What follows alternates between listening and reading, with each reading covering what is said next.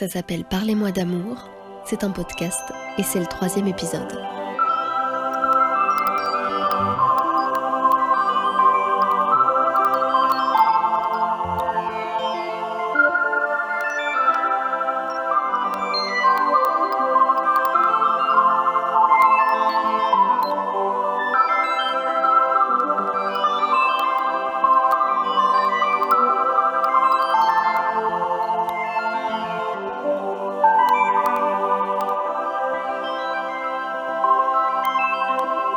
Il y a quelques jours, au détour d'une lecture, je suis tombée sur ce proverbe afghan. Il disait, je cite, « La magie du premier amour est d'ignorer qu'il puisse finir un jour ». Et je me suis dit que c'était un peu ça le ciment d'un couple en fait. Ignorer consciemment ou non que la passion peut s'épuiser. Après tout, c'est vrai. On s'aperçoit, on se plaît, on se rencontre, on balbutie des mots maladroits. On rit, on s'émerveille, on s'aime. Un peu, beaucoup, passionnément, à la folie, et puis parfois plus du tout. L'amour est vivant, il grandit, il s'étire, il se fane. Souvent il nous détruit. On l'a tous connu, ce chagrin d'amour. Vous savez, celui qui provoque des craquements d'âme, qui assèche le cœur, qui semble sans issue. Et puis un jour, on ne sait pas pourquoi, mais on lève la tête, on sèche nos larmes. On apprend à nouveau à sourire, on redécouvre le son de notre propre rire. Non sans quelques fêlures. On n'est pas dupe. L'amour, universel, est éternel. Il n'en finira jamais de renaître. Dans un éclat de rire, dans une caresse, dans un bruissement d'ailes. Je m'appelle Cathy, j'ai 30 ans, je suis journaliste et je suis une inconditionnelle amoureuse de l'amour. À mes côtés, pour réaliser ce podcast, il y a la douce Anaïs. Elle est photographe et elle raconte l'amour comme personne. Pour ce 3e épisode de Parlez-moi d'amour, nous avons tendu notre micro à la créatrice Gaëlle Aimé. L'amour, elle le transmet jusque dans les nœuds qu'elle coud à la main. Merci à elle pour ce doux moment qui va suivre, pour la confiance qu'elle nous a accordée et pour la porte de son cœur qu'elle a bien voulu entr'ouvrir. Bienvenue, installez-vous, ça va commencer. Si tu devais résumer l'amour en 3 mots, tu utiliserais quoi comme mot ? En 3 mots, je dirais la compréhension, qui serait liée du coup à la communication, puisque les deux se lient finalement, parce que c'est important de comprendre l'autre et qu'on évolue ensemble, donc tout passe par ce que va nous dire l'autre, comment elle va réagir et s'adapter en fonction de ça. Puis le partage, c'est essentiel, le partage dans l'amour. Là je parle couple, mais il y a aussi surtout il faut partager des moments, les bons, les mauvais, et donc du partage de moments. Pour toi, c'est quoi l'amour ? C'est beaucoup de choses, c'est beaucoup de formes différentes, parce qu'on n'aime pas son conjoint de la même manière que sa famille, que ses amis. Donc c'est beaucoup d'intensités différentes, beaucoup de sentiments différents. Et puis, c'est quelque chose de fort et qui nous porte. Ça te fait peur, l'amour ? Ça fait peur, l'amour, oui. Enfin, pour moi, les deux sont liés, en tout cas. Parce que moi, j'ai peur de perdre les êtres que j'aime. Donc, forcément, l'amour est lié à la peur pour moi. T'es amoureuse en ce moment ? Oui. La première fois que tu es tombée amoureuse, tu t'en rappelles ? Je m'en souviens parce que c'était à l'adolescence, parce que il y a eu des formes de... C'était pas de l'amour quand on est enfant, c'est plus des coups de cœur, physiques souvent d'ailleurs. Et oui, du coup, c'était quand j'étais adolescente, quand j'ai su que je voulais aller un peu aussi vers l'autre, parce que étant enfant, j'étais un peu dans ma bulle. Ma créativité et mon imaginaire me suffisaient. L'amour de ma famille et de mes amis aussi, et j'ai pas ressenti un besoin d'aller vers l'autre et de construire un couple. De toute façon, en maternelle, on construit pas un couple, en primaire non plus, mais voilà, j'avais pas ce besoin. Ton premier chagrin d'amour, tu t'en rappelles aussi ? Ouais, je m'en souviens. C'était le... Souvent on s'en rappelle, bizarrement. Ouais, généralement il fait mal. Enfin, je me souviens, c'était le bout du monde, y a jamais rien qui pouvait revenir normalement, c'était fini, j'allais plus jamais aimer. Et ça correspondait en plus à ma crise d'adolescence et ça a été mes premières grosses disputes avec ma mère qui me disait mais t'inquiète pas, ça va aller, tu vas aller de l'avant. Puis moi je disais mais non, c'est fini Tu et peux pas voilà. me comprendre. Voilà, mais c'est ça, tu peux pas me comprendre. Si tu savais à l'époque. Et voilà, et du coup bah maintenant on en rigole en fait. C'est quoi ton remède à l'amour? Bah je dirais les séries. Mais aussi ben, pour penser à autre chose, pour s'initier un peu dans la vie de quelqu'un d'autre, voir d'autres choses.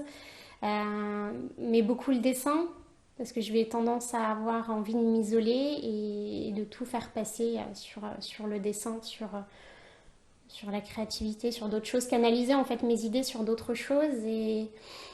Mais il va y avoir ce côté isolement, mais il va y avoir aussi le côté où je vais avoir besoin de mes amis, de ma famille, de partager d'autres moments, de voir d'autres choses, d'écouter d'autres choses. Et donc c'est deux choses différentes, l'isolement et la famille et les amis. La recette de l'amour heureux pour toi, c'est quoi? Il n'y a pas de recette. Si on avait une, ça serait trop facile, mais moi, ça serait me sortir un petit peu de mon quotidien. Parce que j'ai tendance à avoir ma tête qui est remplie par mon travail, par ce qu'il faut faire. Voilà, je suis vite pris dans une, pas une routine, mais voilà, l'envie le besoin de faire plein de choses et sans forcément me dire il va falloir que je me vide l'esprit quelque part en faisant quelque chose. Et du coup, j'aime bien qu'on me pousse à aller faire d'autres choses et qu'on me sorte de tout ça en fait. Donc ça fait partie de la recette. Et puis, du coup, à partir de là aussi, de me faire rire, de me faire bouger, enfin bref, me changer l'esprit en fait. C'est une bonne recette. Et puis encore une fois, partager plein de bons moments en fait. C'est déjà pas mal, oui. Une petite attention qui te fait fondre à chaque fois, ce serait quoi? Bah, c'est un peu lié à ce que je viens de dire finalement, parce que la petite attention, ça va être un peu justement me devancer sur cette notion de je vais avoir besoin de voir d'autres choses, de sortir et c'est d'un coup en fait me dire bah allez viens, prends ton carnet de croquis, ton appareil photo et on va aller prendre l'air, on va se balader, tu vas dessiner et puis ça va te faire du bien et c'est un peu me devancer sur mes envies donc c'est pas forcément quelque chose de matériel, ça va être quelque chose qui va Te surprendre ouais, me surprendre, j'aime bien qu'on me surprenne. Et voilà, bon après, je dis pas non non plus à des petites attentions matérielles. Hein, on dit jamais non à un bouquet de fleurs. Non, jamais. Mais ouais, me devancer sur des envies. Par amour, tu serais prête à quoi? C'est compliqué de savoir.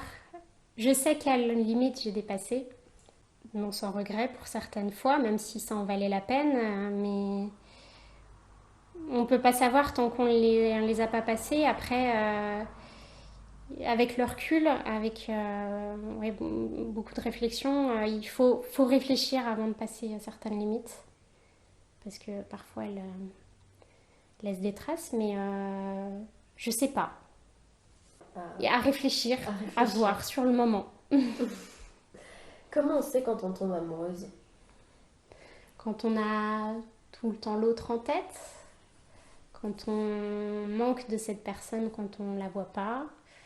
Et puis avoir envie d'aller de l'avant avec cette personne, en fait, partager tous les moments possibles du quotidien et quand on voit les défauts, ce qui n'est pas toujours le cas quand on tombe amoureuse,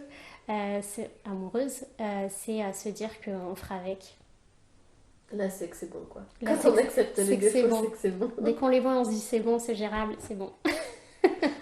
À l'époque de Tinder et compagnie, tu crois vraiment que le grand amour, ça existe encore? Bah, je pense c'est une autre démarche, c'est une autre façon de découvrir l'autre. Moi, j'ai jamais fonctionné avec ça, mais j'ai beaucoup de couples qui m'entourent qui se sont connus via ce genre de réseau et qui sont mariés avec des enfants ou tout simplement heureux ensemble depuis des années. Et Je pense que c'est notre façon de rencontrer l'autre, c'est peut-être même différemment, enfin peut-être plus fort même, parce que au final on se rencontre pas physiquement et le coup de cœur il va être plus dans la démarche de la parole, de ce qu'on va se dire et on connaît plus les points communs ou même les envies différentes que le côté physique. C'est autre chose, une autre forme de rencontre. On dit que l'amour rend aveugle, justement. Tu crois Ah, que c'est vrai? complètement.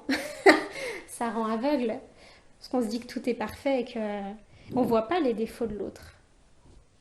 Et on fonce tête baissée parce qu'on n'a qu'une envie, c'est d'y aller, quoi. Ça t'inspire l'amour? Ça m'inspire et ça me nourrit. Encore une fois, sur différentes formes d'amour. Hein. Il va y avoir l'amour du conjoint, l'amour de la famille, des amis, qui va nous porter de différentes manières. Mais je le vois aussi sur mon boulot. Encore une fois, c'est pas la même intensité d'amour. Mais en tant que créatrice, quand même, on développe un univers. Au travers ça, en fait, c'est notre personnalité qui en découle. Et c'est important pour nous, ce qui va nous porter, c'est de se dire que en fait, cet univers plaît. Donc c'est une part de nous qui plaît aux autres. Donc c'est une forme d'amour qui se forme en fait et c'est plus qu'essentiel. Ça nourrit, notre imaginaire, ça nous pousse à être encore plus nous affirmer en fait dans notre travail, dans notre personnalité. Et ouais, non, c'est plus qu'essentiel. Si tu devais illustrer, parce que toi tu fais beaucoup de dessins, si tu devais illustrer une belle histoire d'amour, ça ressemblerait à quoi? Très bonne Et question. si tu devais écrire une histoire d'amour, une histoire d'amour idéale, quoi, ça ressemble à quoi? Bah, il n'y a pas d'histoire d'amour idéale. C'est les personnes avec qui tu la partages qui créent l'histoire. Ou alors si tu devais dessiner l'amour, tu dessinerais quoi? Dessiner l'amour. Quelque chose d'abstrait. Quelque chose d'abstrait avec des teintes chaudes. Des aquarelles, quelque chose de fluide. Ouais, ça sera abstrait en fait. J'arriverai pas à mettre Des traits. des formes, des. Non, ouais, abstrait, formes fluides et couleurs chaudes. Voilà. Le fameux coup du prince charmant, le ils se marièrent et vécurent ensemble toute leur vie, tu y crois? J'y ai cru. J'ose encore y croire. Ça existe pour certaines personnes. Tant qu'on n'a pas vécu l'histoire jusqu'au bout, on ne saura pas si ça existe vraiment. Mais j'y crois, mais je demande à voir. Ça fait quoi d'être amoureuse? C'est plein de bonheur, euh, une chaleur corporelle, on est bien, on a. Ah, j'avoue que là j'ai du mal à. Ça fait trop longtemps en fait. Ça fait trop longtemps que je suis pas tombée amoureuse. Je sais plus. Non, si, ouais, de toute façon, on est sur son nuage, on plane, on pense à cette personne constamment et on est bien parce que même ce qui va pas n'a plus d'importance, parce que du coup on a un bien-être avec cette personne et dès que ça va pas, on a du réconfort auprès de cette personne, ce qui est toujours le cas tout le long de l'histoire en fait. Donc c'est se sentir bien. Le coup de foudre, ça existe vraiment ou c'est un vieux mensonge? Bien sûr, ça existe dans tous les domaines, dans toute chose. Mon quotidien, je suis toujours soumise à ce coup de cœur par rapport à différents créateurs. Il y a des découvertes de tous les jours et on plonge dans leur univers et ouais, c'est un réel coup de cœur graphique, visuel.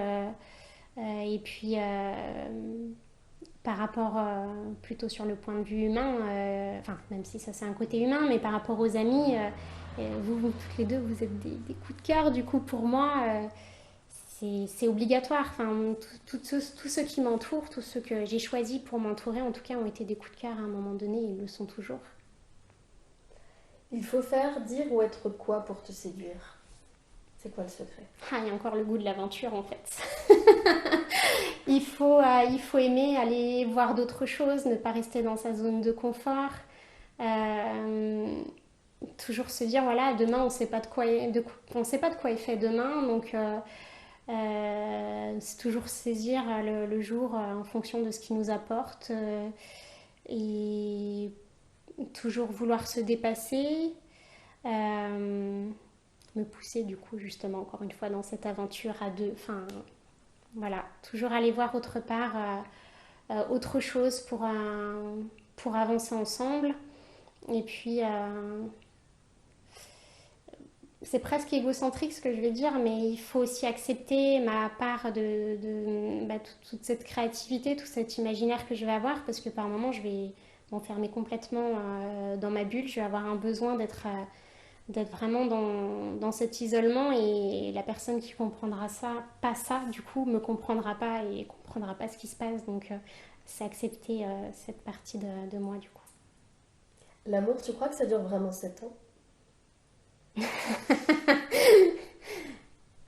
Pour l'avoir vécu, il s'arrêtait à 7 ans. Mais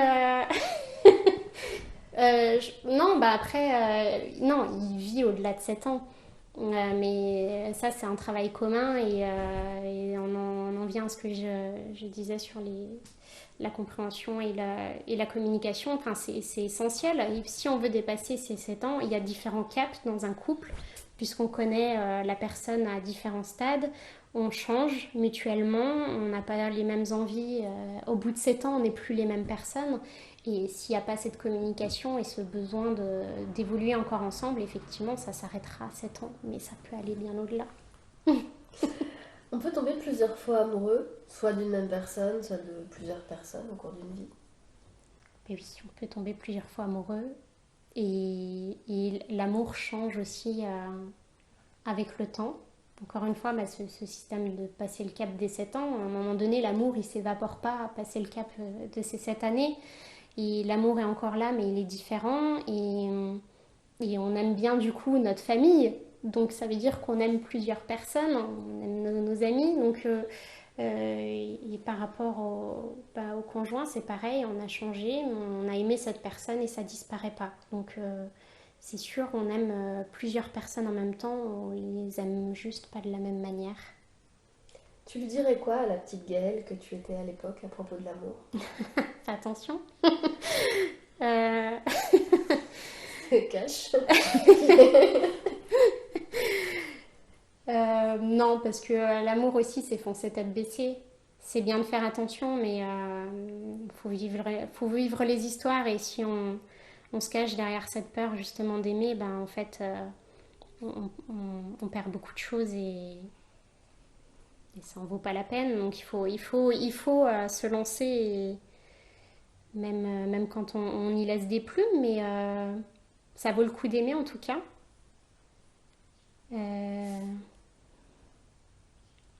Fonce pour aimer. Faut aimer, donc fonce. Si tu devais rajouter un mot de la fin à tout ça, ce serait quoi? L'amour, c'est la vie. Ça fait presque cucu, mais c'est nourrissant. Enfin, encore une fois, moi, l'amour pour moi me nourrit vraiment sur tous les plans, et sans amour, en fait, ça vaut pas le coup. Quelle que soit la forme d'amour, ça nous pousse, et c'est plus qu'essentiel. Non, c'est trop important.